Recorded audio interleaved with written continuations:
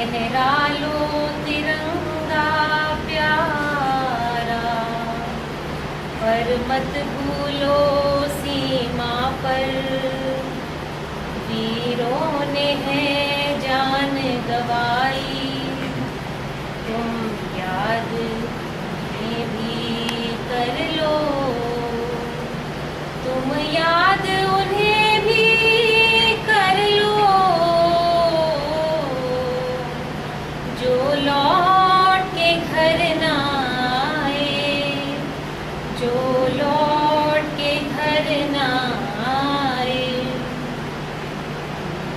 मेरे वतन के लोगों, जरा आँख में भर लो पानी, जो शहीद हुए हैं उनकी जरा याद करो कुर्बानी। भूल न जाओ उनको, इसलिए सुनो ये कहानी, जो शहीद हुए हैं उनकी जरा याद करो कुर्बानी। जब घायल हुआ हिमालय, खतरे में पड़ी आजादी, जब तक थी सांस लड़े वो और अपनी जान बिछा दी। संगीत पे धर कर माथा हो गए अमर बलिदानी, जो शहीद हुए हैं उनकी जरा याद करो कुर्बानी। जब देश में थी दिवाली, वो खेल रहे थे होली, जब हम बैठे थे घरों में, वो झेल रहे थे गोली। क्या वीर जवान थे अपने, और वीर थी उनकी जवानी, जो शहीद हुए हैं उनकी जरा याद करो कुर्बानी।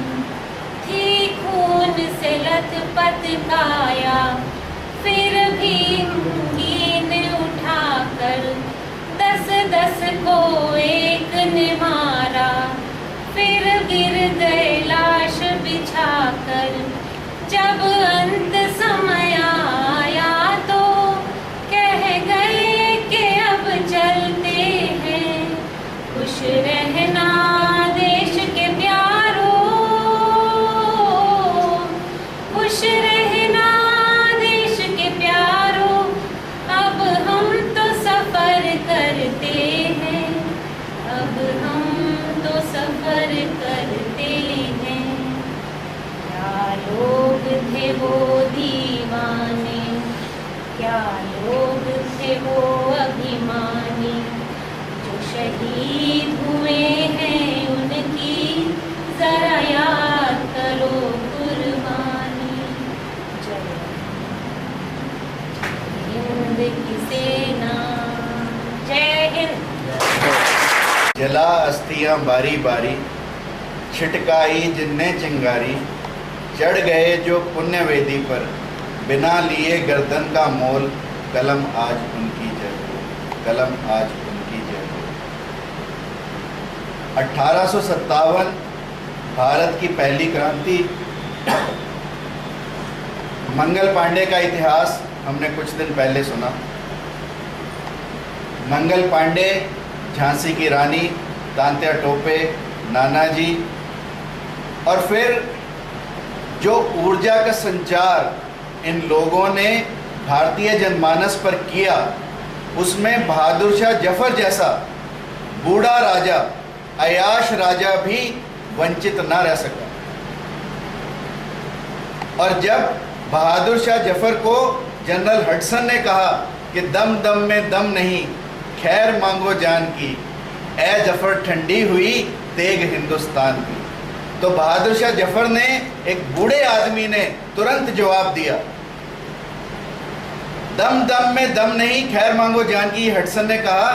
तो बहादुर शाह जफर ने कहा, गाजियों में रहेगी बू, गाजियों में रहेगी बू, जब तलक ईमान की तेग लंदन तक चलेगी। तख्त लंदन तक चलेगी तेग हिंदुस्तान की, तख्त लंदन तक चलेगी तेग हिंदुस्तान की। ये एक बूढ़े आदमी के उद्गार। और जब एक बूढ़ा आदमी ऐसे उद्गार पैदा करता है तो नौजवानों में क्रांति की लौ पैदा होना एक स्वाभाविक सी बात। 1857 के बाद पैदा हुआ एक कूका संप्रदाय, नामधारियों का संप्रदाय। राम सिंह कूका जैसे धार्मिक गुरुओं ने इस देश में स्वाधीनता की लौ को जलाया और मलेरकोटला में 69 कूकाओं को फांसी इसके तोप के मुंह पर रखकर तोपें दाग दी गई और उनके शरीर सुहा कर दिए गए। तब एक 13 बरस का बालक जब तोप के मुंह के आगे लाया गया तो जनरल कोवन को शर्म आ गई। जनरल कोवन ने कहा कि बालक हम तुझे छोड़ सकते हैं बशर्ते तू ये कह दे कि राम सिंह कूका मेरे गुरु नहीं। सोचो उस बालक ने क्या किया। उस बालक ने कोवन की दाढ़ी को पकड़ा और खींच कर बोला, भारत माता की जय, राम सिंह कूका की जय। और ऐसे ऐसे बालक इस हिंदुस्तान में पैदा हुए। कोई नया इतिहास नहीं है। हिंदुस्तान में वीर हकीकत ने 13 वर्ष की आयु में मुसलमानों के खिलाफ खड़े होकर आवाज उठाई कि हिंदुओं को यदि मंदिर में जाने की आज्ञा नहीं है तो मुसलमानों को भी नहीं है। हिंदू मुसलमानों में बराबर का भाव होना चाहिए। हिंदुओं के लिए उनके धार्मिक जो भावनाएं हैं उनके प्रति कोई मुसलमानों का रवैया ऐसा नहीं होना चाहिए कि जो रवैया भेदभावपूर्ण हो। ये वीर हकीकत ने शुरू किया। और उसके बाद गुरु गोविंद सिंह जी के 4 बेटे छोटी आयु में अजीत सिंह, जोरावर, फतेह सिंह, सब ने इस क्रांति की ज्वाला को आगे बढ़ाया। इन लोगों ने 2 तो उनमें से दीवारों में चिने गए परंतु अपना धर्म नहीं बदला। 2 ने युद्ध में वीरगति प्राप्त की परंतु अपने धर्म को नहीं बदला। इसी धार्मिक भावना को, इसी स्वाधीनता की भावना को आगे बढ़ाया चापेकर बंधुओं ने। 1890 पर अब मैं आ रहा हूं। चापेकर बंधुओं ने, तीनों भाइयों ने क्रांति की ज्वाला को आगे बढ़ाया। और जो जनरल वहां पर उस समय रांडे था उसको उन्होंने गोली से उड़ाया। और गोली से उड़ाने के बाद तीनों भाई फांसी के तख्ते पर चले गए। और जब जेल में भगनी निवेदिता उनसे मिलने गई तो उनकी मां की आंखों में आंसू आ गए। तो निवेदिता ने पूछा कि ऐसे वीरों की मां की आंखों में आंसू किस लिए? तो चापेकर बंधुओं की मां ने कहा कि आज आंसू इसलिए हैं कि 3 बेटे बलि पर जा रहे हैं, मेरा चौथा बेटा क्यों नहीं है? यदि चौथा होता तो वो भी आज इस देश की मातृभूमि पर बलि चढ़ाने के लिए मैं खुशी खुशी उसे अर्पित कर दूं। ये था हमारे देश के अंदर लोगों का स्वाधीनता के प्रति जज्बा। 1905 में बंगाल का विभाजन हुआ। 1909 में मदनलाल धिंगड़ा ने अपनी शहादत दी। मदनलाल धिंगड़ा भी एक अल्प आयु में 23 वर्ष की आयु में फांसी के तख्ते पर झूल गए परंतु जनरल कौन सा था, जनरल डायर को इंग्लैंड में जाकर मारा। उसके बाद 1919 में रॉलेट एक्ट आया और उसके विरोध में जलियांवाला बाग में कांड। जलियांवाला बाग के जो कांड हुआ, लगभग 800 आदमी कुएं में कूद गए और 1000 से ज्यादा लोग जख्मी हो गए। ऐसा नरसंहार न देखा गया था, न सुना गया था। इस 1919 के जलियांवाला बाग ने चंद्रशेखर आजाद जैसे क्रांतिकारियों को पैदा किया। और इसी जलियांवाला बाग के विरोध में जो सत्याग्रह बनारस में हो रहा था उस पर जब लाठियां बरसाई गई पुलिस की तो तब चंद्रशेखर आजाद ने पत्थर उठाकर एक पुलिस वाले के सिर पर मारा और उसका माथा फोड़ दिया। उसके बाद चंद्रशेखर आजाद को बैंतों की सजा दी गई और 15 बैंत उम्र 13 साल। हर बैंत के साथ चंद्रशेखर की चमड़ी खींचे, खून निकले और चंद्रशेखर के मुंह से एक ही आवाज आए, भारत माता की जय और वंदे मातरम। ऐसा वीर और साहसी चंद्रशेखर आजाद जिसको आज हम याद करें। चंद्रशेखर आजाद एक ऐसा व्यक्तित्व जिसने ये जांचा कि क्योंकि 1922 में ही गांधी जी ने चोरा चोरी कांड हुआ है बिहार में, गोरखपुर, इसमें यूपी के एंड में गोरखपुर जिला, उसमें चौरा चौरी जगह है, वहाँ पर पुलिस वालों को जिंदा जला दिया गया। जब जिंदा जलाया गया तो गांधी जी ने इसको बुरा माना और गांधी जी ने अपना सविनय अवज्ञा आंदोलन वापस ले लिया।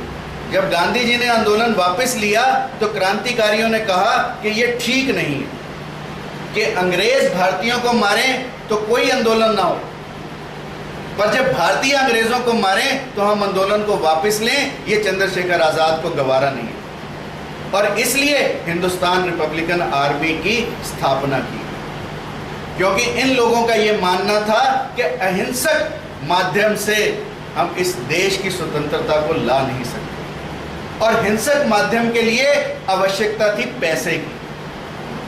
और ये पैसा कहाँ से आए? तो जिनके पास ज़्यादा पैसा था उनसे पैसा लूटने की कोशिश की, उन लोगों से पैसा लूटा गया या मांगा गया। और उसके बाद आया काकोरी ट्रेन डकैती। काकोरी में ट्रेन से पैसे लूटे गए, उस समय सिर्फ 6,000 रुपये लूटे गए, परंतु 6,000 रुपये भी क्रांतिकारियों के लिए एक ऊर्जा का संचार, क्रांतिकारियों के लिए एक उत्साह का माध्यम था, क्योंकि क्रांतिकारी इससे अपने हथियार खरीद सकते। और चंद्रशेखर आज़ाद का जितना रोल क्रांतिकारियों के लिए पैसा इकट्ठा करने में रहा, शायद किसी और क्रांतिकारी का ना हो। चंद्रशेखर आज़ाद को क्विक सिल्वर कहा जाता था। पारा अगर आप हाथ में लो तो कभी इधर जाता है, कभी इधर जाता है। यही चंद्रशेखर आज़ाद के बारे में कहा जाता था, कभी बनारस, कभी कानपुर, कभी इलाहाबाद, कभी दिल्ली, कभी लाहौर। एक दिन अगर लाहौर में मिले तो अगले दिन कानपुर में मिले। With such a quick movement, he could move around in India without, you see, the means of transportation at that time. Such was the quickness of this man. और इस व्यक्ति ने कभी अंग्रेजों को अपने ऊपर हावी नहीं होने दी। जब जब अंग्रेज भारतीयों पर हावी हुए तब तब कोई ना कोई ऐसा कांड हुआ। काकोरी ट्रेन डकैती के बारे में मैंने आपको कहा। इसके बाद हुआ सांडर्स का हत्याकांड। सांडर्स को लाहौर में गोली मारी गई, जिसके भी मुख्य नायक चंद्रशेखर आज़ाद थे। उसके बाद डलहौजी पर अटैक हुआ दिल्ली में। जब कलकत्ता से दिल्ली ये शिफ्ट की गई कैपिटल, तब डलहौजी पर जो बम फेंका गया, उसमें भी एक मुख्य भूमिका निभाई चंद्रशेखर आज़ाद ने। इस तरीके से चंद्रशेखर आज़ाद कोई छोटे मोटे क्रांतिकारी नहीं थे, एक बहुत बड़े क्रांतिकारी और एक बहुत बड़े विचारक थे, जिनकी प्रेरणा का स्रोत थे लेनिन और मार्क्स। लेफ्टिस्ट थे वो, परंतु लेफ्टिस्ट यदि हम देखें तो theory is not bad. It says that you have to, whatever is available in the country should be used by everyone in the country. ये ट्रू साम्राज्यवाद की भूमिका। और आज के साम्राज्यवादी नेता कैसे हैं? लोगों को कहने को साम्राज्यवाद, स्वयं के लिए पूंजीवाद। ऐसे भारत की नींव इन लोगों ने कभी सोची नहीं थी हम रखेंगे। और अंत चंद्रशेखर आज़ाद का वैसे ही हुआ जैसे भारत की परंपरा है, कि किसी विश्वासघाती ने विश्वासघात किया और बता दिया कि चंद्रशेखर अपने एक दोस्त सुखदेव के साथ अल्फ्रेड पार्क में मंत्रणा में। अल्फ्रेड पार्क से चंद्रशेखर आज़ाद को उसके बाद कलकत्ता जाकर आगे रूस जाना था। He wanted to go to Russia so that Bharat की क्रांति को बल मिल सके। और उसी समय अंग्रेजों ने इनको सब तरफ से घेर लिया और गोलियां चलाने वाले कोई और नहीं थे, हिंदुस्तानी थे।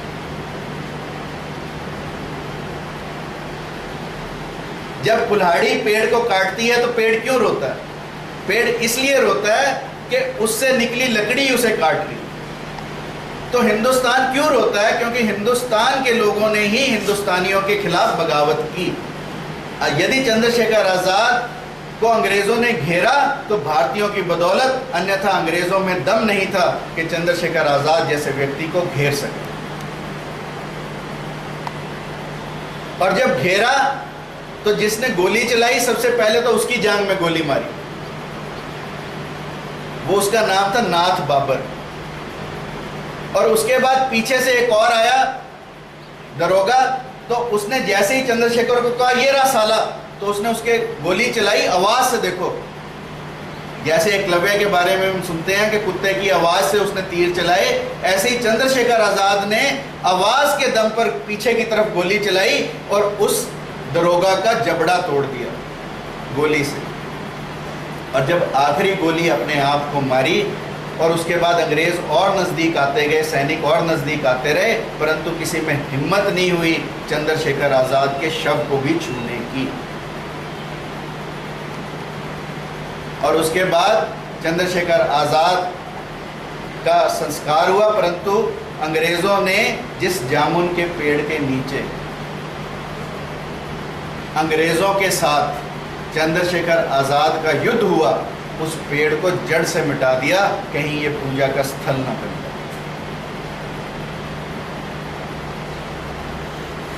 परंतु चंद्रशेखर आजाद जैसे व्यक्तियों के जीवन से हमें एक प्रेरणा मिलती है, हमें शिक्षा मिलती है। जिस 25 वर्ष की उम्र में वो फांसी पर चढ़ गए, उस 25 वर्ष की उम्र में आज भारत का नौजवान सिर्फ एक डिग्री के पीछे भागा। 25 वर्ष की आयु में जब सोच भी पैदा नहीं होती, उस समय चंद्रशेखर आजाद ने भारत में क्रांति की लौ को पैदा किया, भारतीयों में क्रांति की लौ जलाई, भारतीयों के अंदर एक नई उत्साह और उमंग का संचार किया और भारतीयों को कहा कि ये मुट्ठी भर अंग्रेज हम पर राज नहीं कर सकते। चंद्रशेखर आजाद की मृत्यु पर महात्मा गांधी ने कहा कि चंद्रशेखर एक वीर पुरुष थे, परंतु उनका जो मार्ग था वो ठीक नहीं। पंडित मदन मोहन मालवीय ने कहा कि मैंने अपना दायां हाथ खो दिया। और पंडित जवाहरलाल नेहरू, जिनकी पत्नी कमला नेहरू चंद्रशेखर आजाद की अंतिम यात्रा में सम्मिलित हुई, कहते हैं जब चंद्रशेखर आजाद की अंतिम यात्रा थी तो इलाहाबाद का कोई भी ऐसा घर नहीं था जिसमें से दूध पीता बच्चा भी उस शव यात्रा में शामिल ना हो। ये थी शहादत चंद्रशेखर आजाद। और अंत में आप लोगों से कहना चाहूंगा, वतन की कर फिक्र नादा, वतन की कर फिक्र नादा, मुसीबत आने वाली है। तेरी बर्बादियों का जिक्र है आसमानों में, न समझोगे तो मिट जाओगे हिंदुस्तान वालों, तुम्हारी दास्तां भी ना होगी दास्तां। Thank you very much.